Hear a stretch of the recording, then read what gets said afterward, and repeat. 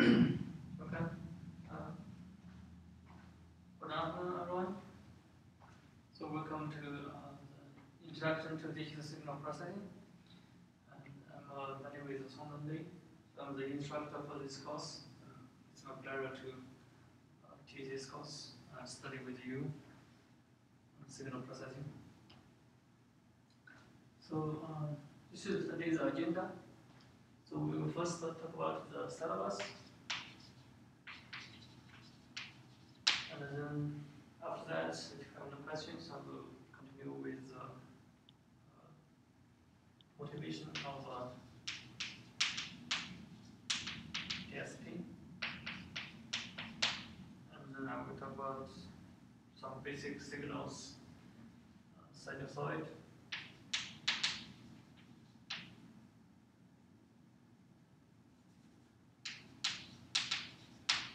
And some basic concepts or properties like the phase or time shift. So let's first talk about the syllabus.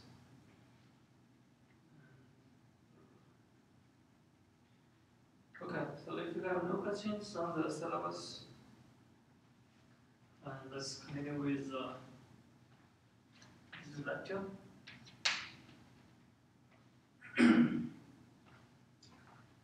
So since we are talking about the digital signal processing, so the first question is, what is the DSP, digital signal processing? What is that?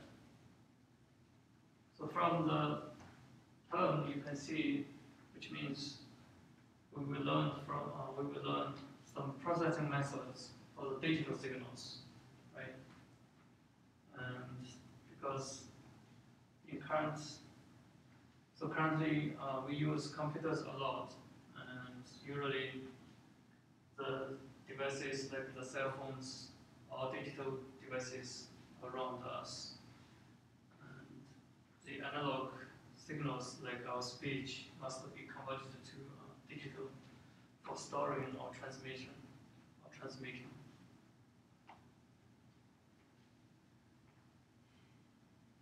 So that's why we're interested in the digital signal processing, and you will find this course very useful later after you finish this. So can we see some examples of signals? So I just said the speech signal is an example, right? Some others like the light with respect to the time, and or an image, the brightness on each pixel, so which can be viewed as a signal, and also even the information transmitted from brain to the body or the branches is also a signal, and also the DNA sequence is also a signal, and also like when you are driving a car and when you push the accelerator pedal, so you input some signal to the car, and the car just responded as you increase the speed. And also some other examples like the cell phone calls, right? Your speech signal input to the cell phones, and electromagnetic waves transmitted out. So especially this process involves, so it first converts the analog speech signal to some digital format, and then do some signal processing, and then do some modulation, and then transmit out by the antenna. So this is just one typical use of the DSP, and some other uses like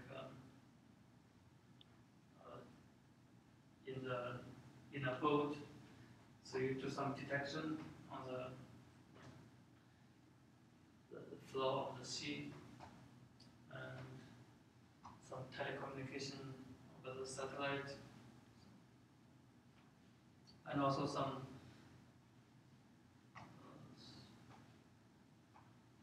some biology area also image, especially the image processing.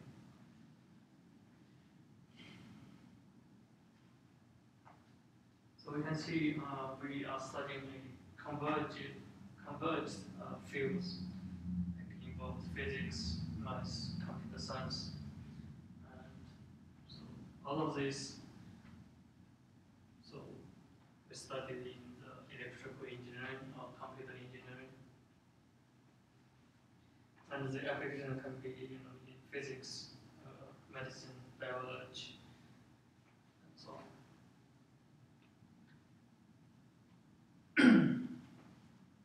So a typical DSP system, so it has some, for example, it has some input or some analog input, usually, and then we do some analog to digital converter, and then we do some, we have some kind of a computer to process it, and then after the transmission we have some digital to analog converter, and then we have some output.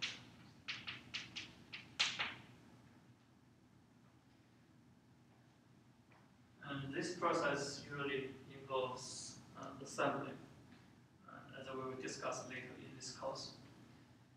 And this process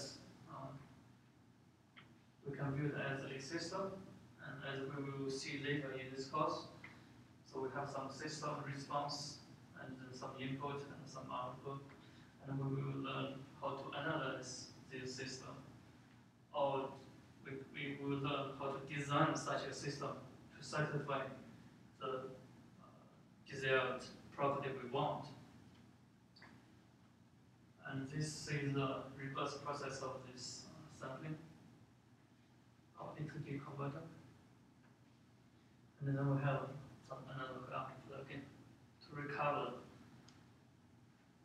this signal or have some other signals, analog signals that's there. And a typical example of this system can be like where we store the music. Storing the sound. So like if you are speaking, and then the analog signals must go to the microphone, and then do some sampling, then convert it to some digital bits, and you have some quantizer. So for each sampled value, have some finite bits to represent them or approximate them. So which means it has a list of numbers stored in memory. And then you store these numbers into the compressor and then to the CD, to the disk. So CD rate is usually 44,100 samples per second. So we will see in sampling, when we talk about sampling, we will see why this rate is necessary. And for each sample, so we use 16 bits to represent the value we sample. And we know that stereo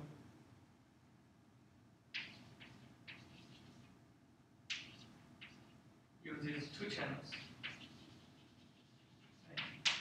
The left channel and the right channel. So we can calculate how many bytes or bits per minute. So we know the size needed for storing this 1 minute of sound. So we have this number of samples per second, and we have 60 seconds per minute. So you multiply this one, and then you multiply 16 bits, and 2 channels, multiply again. So it will be like,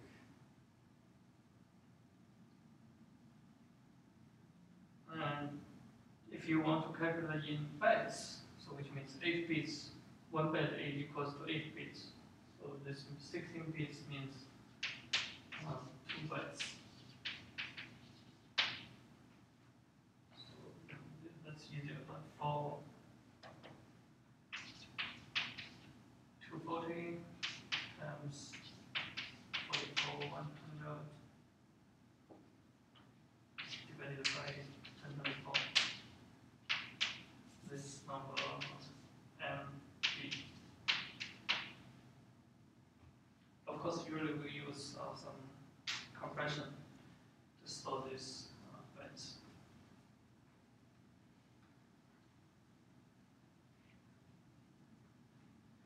Okay, so this is a typical signal and a system to process the signals.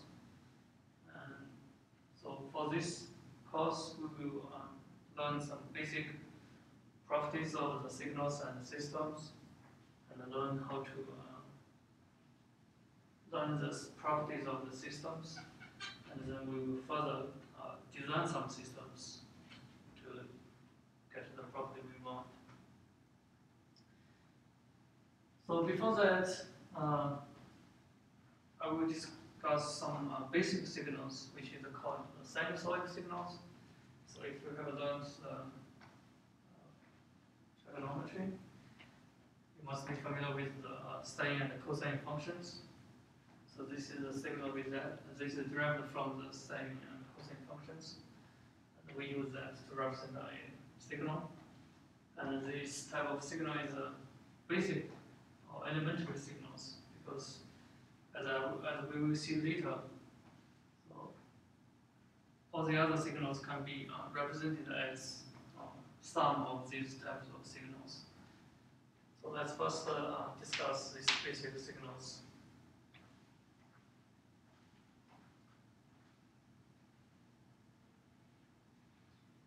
So we know that the sine and the cosine function are functions of angles, right? So we have sine theta, cosine theta. And it has the sine wave like this, with a period of 2 pi, and the magnitude is -1. The peak value is 1, and the lower peak is -1. And then for signals, so we have replaced this theta with some terms in terms of time steps. And so this theta with omega t plus some phase shift. So we call it shift t equal to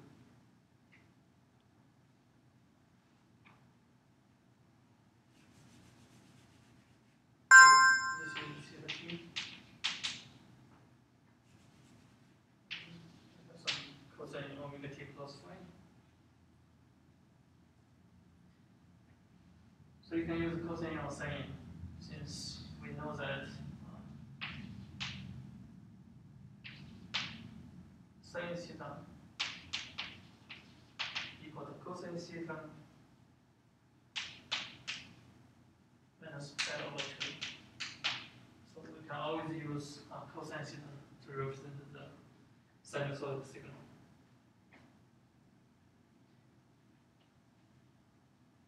So now we have, and this is, we can generalize this, and we can have some amplitude as well, so that the peak value can be can be some other values other than 1. Then we have the signal xt can be equal to this one. And in this formula, so we call this omega as the reading frequency.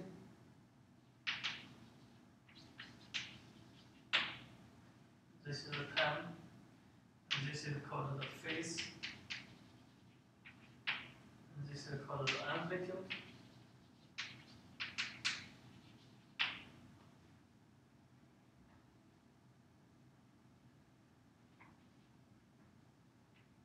And this is reading frequency, which is equal to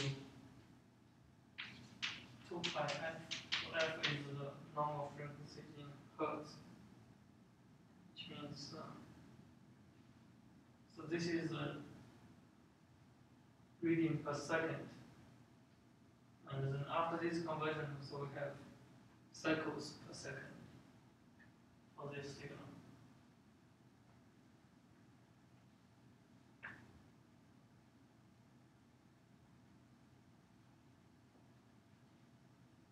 And then the period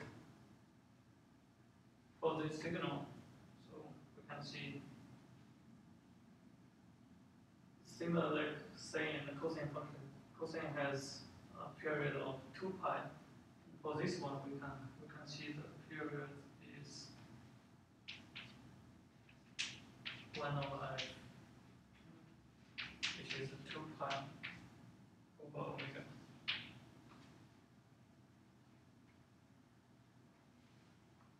So, but this determines how many times do I need to get another cycle on omega. So that's why.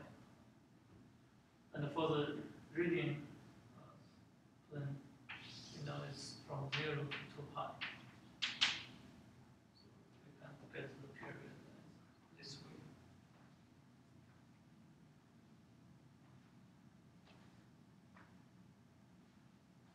And from this formula, we can get the plot of this signal. So next we will use an example to see how can we plot a signal. So suppose we have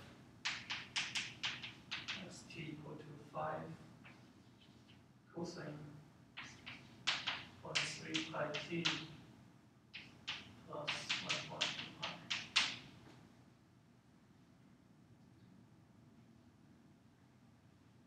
So how can we plot this signal? So firstly, this formula gives amplitude is equal to 5. Right? And then omega is 0.3 pi. So which also gives the period is 2 pi over omega, which is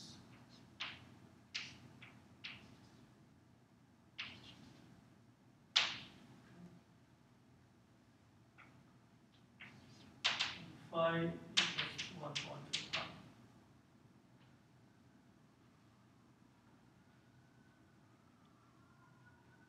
So when you're plotting this signal, so you first determine these values and the period, and next you need to determine the peak with the peak value.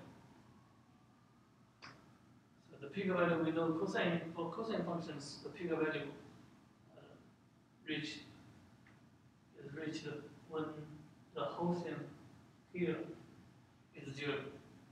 So we can write theta t is 0.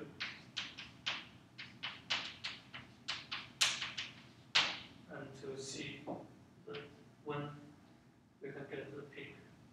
So for this one, pi equal to -4. So we know for t equal to -4. So we know that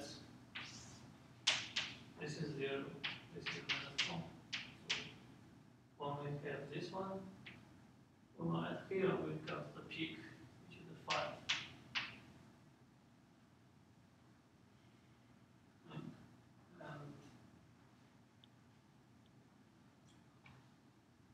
so when it gets the lower peak,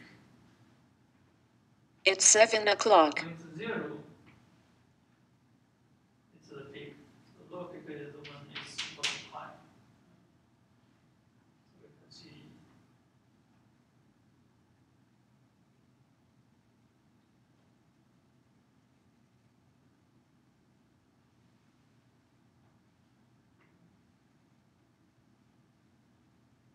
it's high.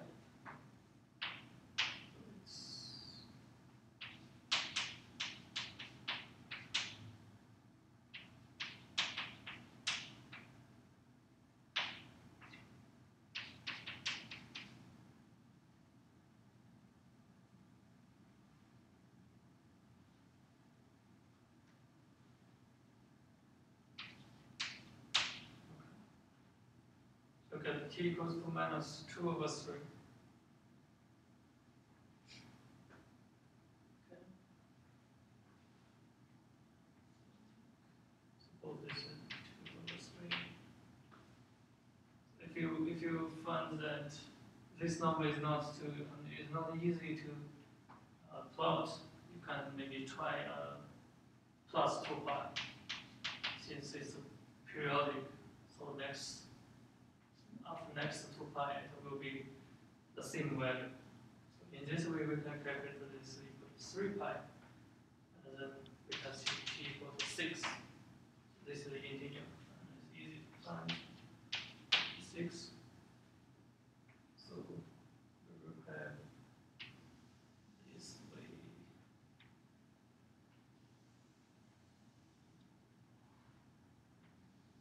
Comes up again. And all the other one, just repeat this same shape.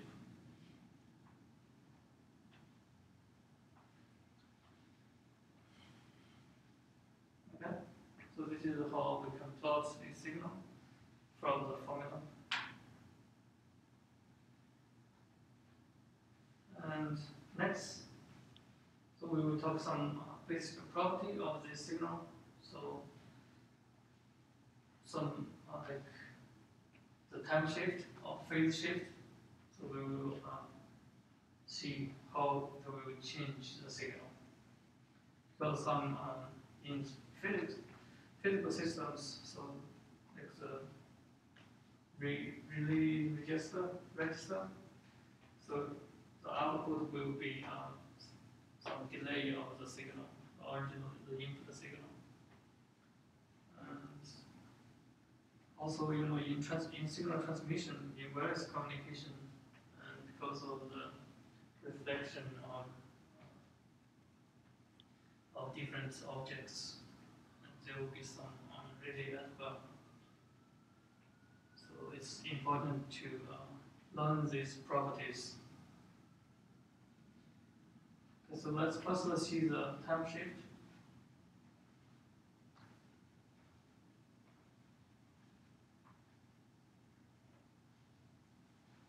So when the time is shifted in the mathematical formula, we have some we will replace the original t with some shifted version of the time. So like if original we have xt, and now after some delay, we can have t minus t for the new signal. So for example, if we have this signal, the triangle signal here, it's the 0 to 1, and then we have some t delay for the new signal. So when we want to get this value, we must let t equal to td. So we have td here. This is the t0. And similarly, this will be t1 plus td. Okay. So you shift this signal by td. And this is the negative sign. And And if it's a positive sign, which means you shift left. You shift the signal to the left.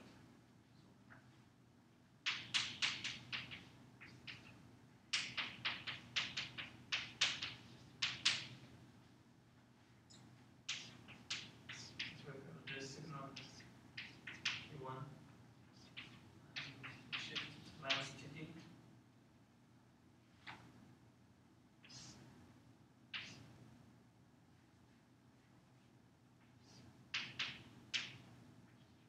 Zero will be now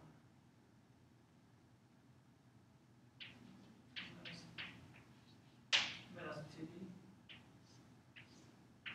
T1 minus TD. Okay.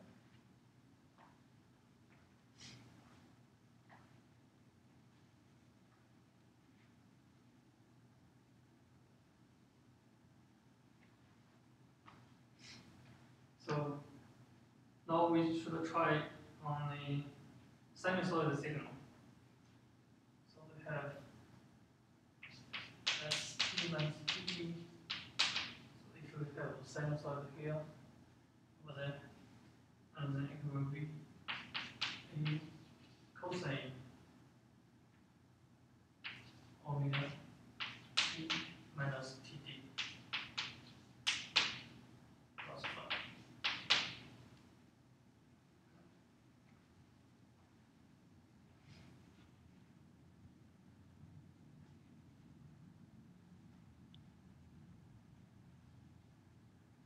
So we can see originally the t equal to 0 point, now moved to TD. Like we discussed here. So here now this is the 0 point.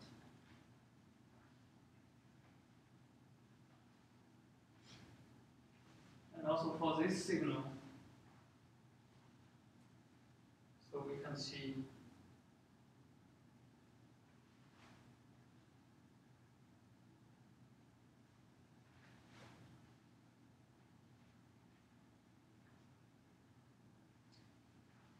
as we will see later, so this phi can be also integrated in this time delay, can be interpreted as time delay. So here I will not include this. So just look at the time shift. And for this example, so we can see this equals to 5 cosine 0.3 pi t plus 4. Okay. So you can see here, it's t plus 4, and it's left shifted by 4 of the signal 5 cosine 0.3 pi. So as you can see, the peak value. So for this signal, the peak value should be reached at t equal to 0, which is here. And now we shifted by 4. So that's the plot we just did.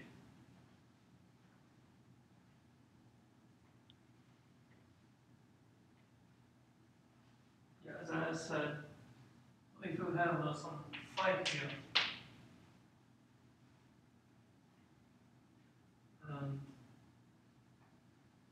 we can continue to integrate this phi into this time delay, because it's equal to cosine omega t minus td plus phi divided by omega times omega, and then it's equal to a cosine omega t minus td plus phi divided by omega.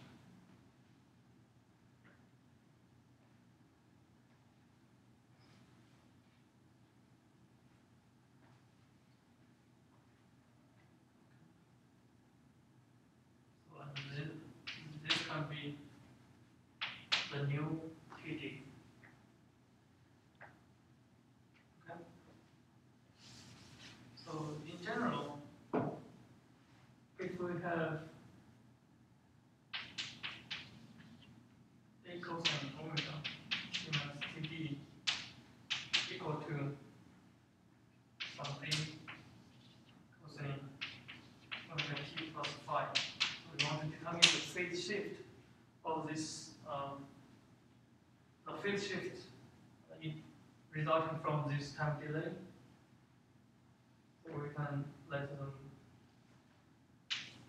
these two terms equal and to solve this equality.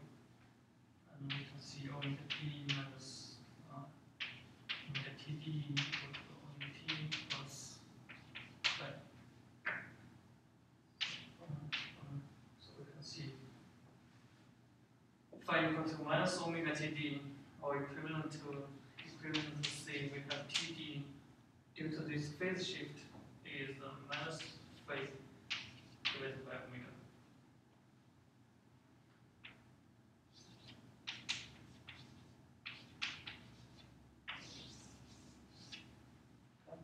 So this is the relationship between phase shift and the time delay.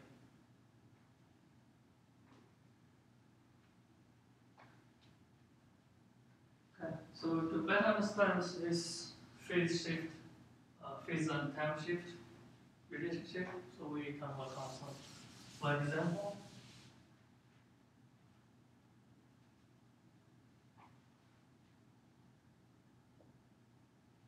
So we still take this signal as an example.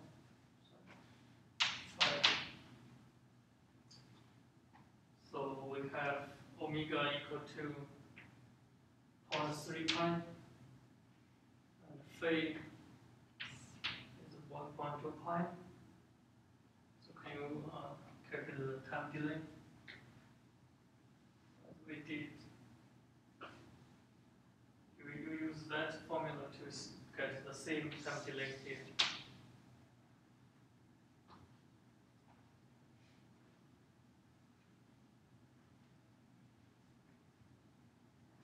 Okay.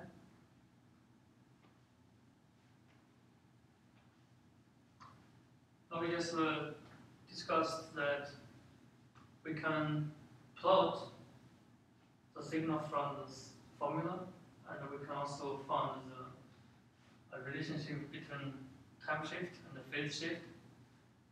And next, we should also learn how to get the formula from the plot. So we did the reverse it.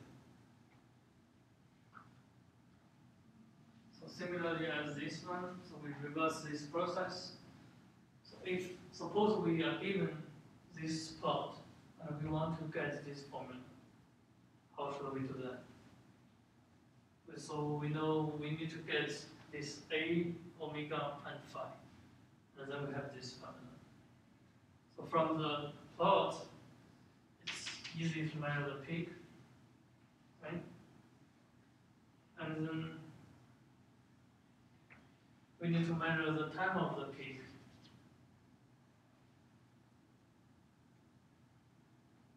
So which will be the TD here.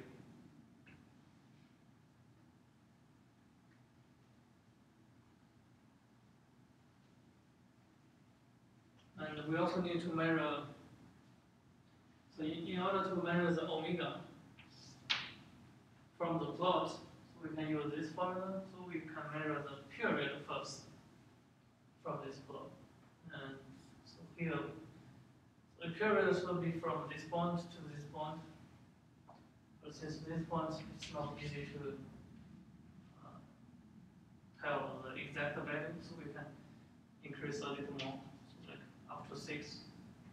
And we can see it's 1 period plus quarter or half of the period. So it's 1 plus half t equal to 10. Okay. Now we get t equal to 20 over 3. And then work back, we can see omega is 0.3 pi. And now we have this one, and since the time shift is the peak shift is -4, so we have TD equal to -4, and we can use this formula. The phi equal to minus omega TD, and omega we already got that 0.3. So we have phi equal to minus omega td, so minus 0.3 pi, td is minus 4, so it has 1.2 pi. And then we have the signal is p cosine omega t plus 5, so which is 5 cosine 0.3 pi t plus 1.2 pi. Okay? So 3 steps. Measure the period, and then you go to the omega, and then you measure the peak shift, and then you calculate the phi, and then you can also measure the peak value, and then you get the magnitude A.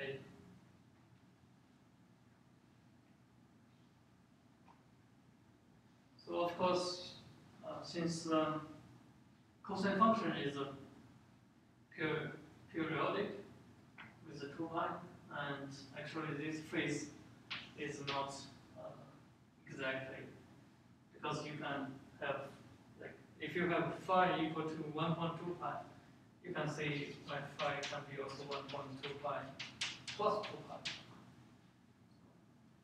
Any times of 2 pi is a band of phase for this signal,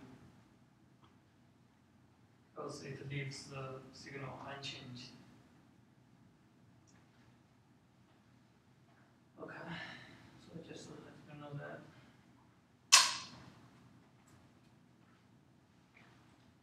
Next, I will cover. I will review the basics about the complex numbers and the polar and Cartesian representations of these two.